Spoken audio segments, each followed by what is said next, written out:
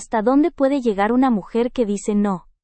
Ana Bolena no fue la más hermosa de su época, ni la más poderosa, pero tenía algo que pocos se atrevían a tener en la corte de Enrique VIII.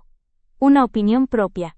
Fue amante, esposa, reina, madre de otra reina, y terminó sin cabeza. Pero antes de eso, logró lo impensable: romper con Roma, cambiar la religión de su país, y dar a luz a una futura leyenda. Hoy, en Ella fue primero, te cuento la historia de Ana Bolena, la mujer más peligrosa de Inglaterra, según el mismísimo rey. Ana nació alrededor de 1501, en una familia noble pero no tan poderosa, los Bolena.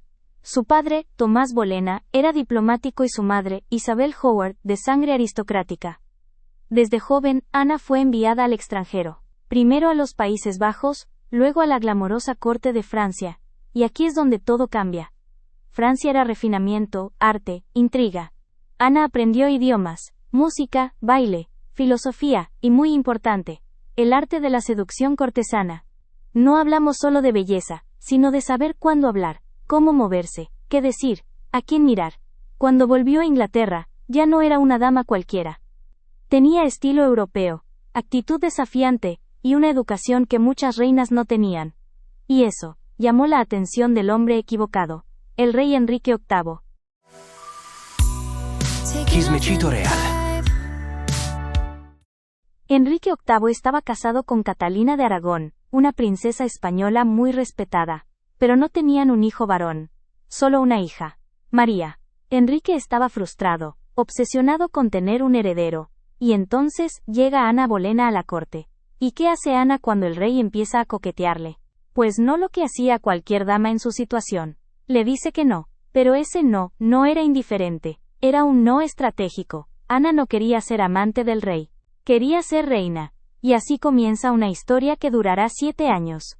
Mientras Enrique escribe cartas apasionadas, algunas sobreviven y son muy intensas. Ana lo mantiene a distancia. Nada de cama sin corona.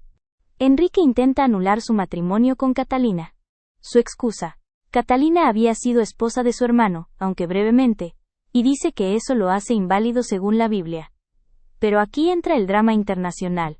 El Papa dice que no. ¿Y por qué? Porque el sobrino de Catalina es el emperador Carlos V, o sea, el hombre más poderoso de Europa. Presionarlo habría sido un suicidio político. Así que el divorcio no se concede. Y Enrique, desesperado por Ana, toma una decisión histórica: rompe con la Iglesia Católica. Declara que él, el rey, es la cabeza de la Iglesia en Inglaterra. Y se casa en secreto con Ana Bolena en 1533. Boom. Revolución religiosa, excomunión, escándalo global. Todo, por Ana. Ana es coronada reina en la abadía de Westminster, con todo el lujo y la atención que te imaginas. Está embarazada, y todos cruzan los dedos por un hijo varón. Enrique está seguro de que Dios los ha premiado por su amor. Y nace una niña. Su nombre, Isabel. Y aunque no lo sabían aún, esa niña cambiaría la historia de Inglaterra aún más que sus padres. Pero para Ana, este fue el comienzo de la caída.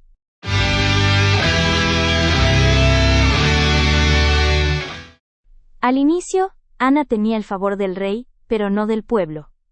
A diferencia de Catalina, que era piadosa y querida, Ana era vista como una intrusa, una usurpadora.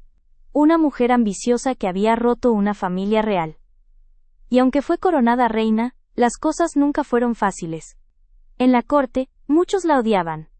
Las damas devotas a Catalina, los consejeros del rey que apoyaban a Roma, los nobles que la veían como una parvenue, una trepadora. Y el pueblo. Ni se diga. La llamaban la Gran Ramera. La acusaban de usar brujería para hechizar al rey. Y hasta circulaban rumores de que tenía 6 dedos en una mano. Lo cual es falso, pero el chisme vendía. ¿Y Enrique? Cada vez más impaciente.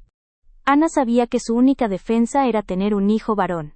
Pero después del nacimiento de Isabel, todo fue tragedia. Sufrió al menos 2 abortos espontáneos, uno de ellos al enterarse de que el rey había tenido un accidente a caballo. Enrique estuvo inconsciente por horas, y se dice que nunca volvió a ser el mismo después.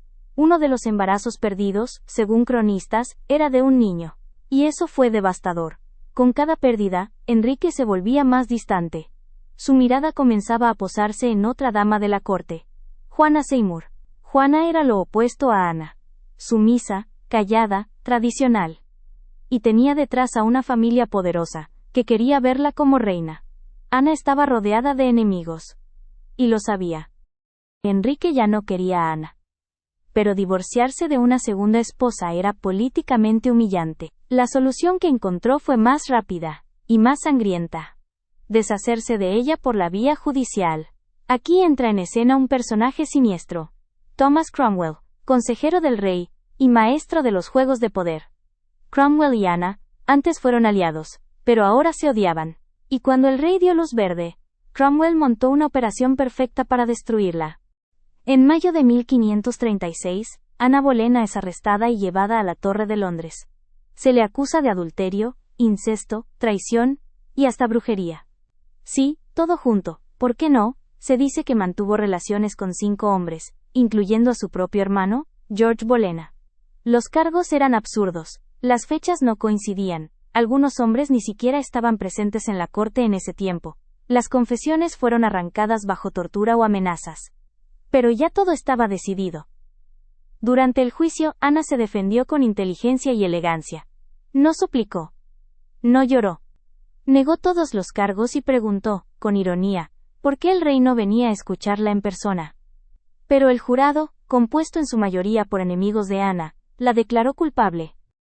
Ana pasó sus últimos días escribiendo cartas, rezando y reflexionando. Pidió un verdugo de espada, no de hacha. El hacha a veces fallaba, y ella quería un corte limpio. El rey accedió. Desde Francia vino un espadachín profesional. El 19 de mayo de 1536, Ana fue llevada al cadalso. Vestida de gris, con capa de armiño, subió los escalones con firmeza. Sus últimas palabras fueron: «No vengo a acusar a nadie, sino a morir, como me manda la ley». Se arrodilló. Y de un solo golpe, perdió la cabeza.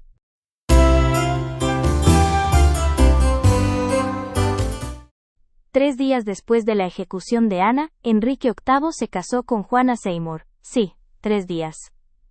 Para muchos, eso confirmaba que todo había sido un montaje. Los hombres acusados con Ana también fueron ejecutados, incluido su propio hermano, y su hija Isabel fue declarada ilegítima.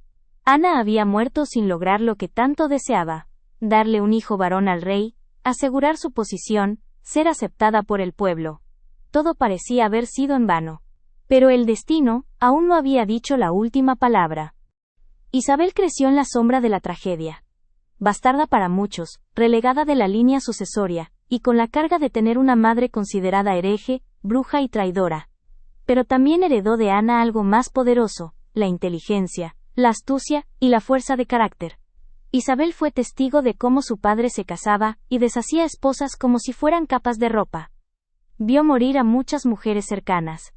Y aprendió rápido que ser mujer en el poder era peligroso. Cuando finalmente sube al trono en 1558, Isabel I reivindica no solo su reinado, sino también la memoria de Ana Bolena. No lo dice con palabras, lo demuestra con hechos. No se casa jamás, gobierna con firmeza y diplomacia, y convierte a Inglaterra en una potencia mundial. Ana, la mujer que solo dio a luz a una hija, dio en realidad a una leyenda.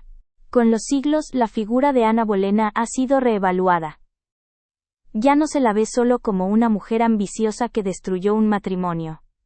Hoy muchos la consideran una víctima del poder, una mujer educada, inteligente, que jugó en un tablero hecho para hombres, y que se atrevió a mover piezas. Sí, fue polémica, sí, usó su encanto y su estrategia para ascender. Pero también fue valiente, irreverente, y cambió la historia para siempre. Sin ella, no habría Iglesia anglicana, ni Isabel I, ni la era dorada de Inglaterra. Ana Bolena perdió la cabeza, pero nunca el control de su historia. Y aunque el mundo quiso enterrarla bajo el título de bruja o ramera, el tiempo le dio otro nombre: madre de una reina inolvidable. Ahora te toca a ti opinar. ¿Ana fue una víctima, una manipuladora, o una pionera incomprendida? ¿Crees que su hija Isabel I fue su verdadera venganza? Cuéntamelo en los comentarios, que aquí, las reinas tienen la última palabra.